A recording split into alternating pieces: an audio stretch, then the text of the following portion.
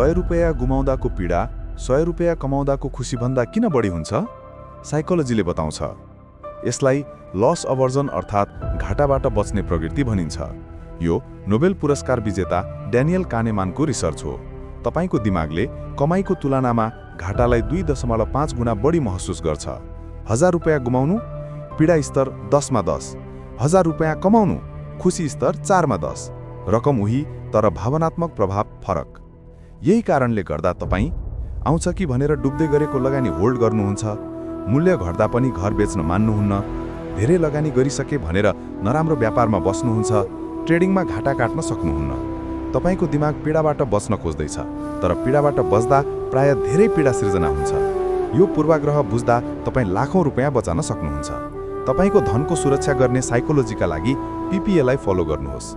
Comment गर्नुहोस् यदि तपाईले यो लस अभर्जन महसुस गर्नुभएको छ भने।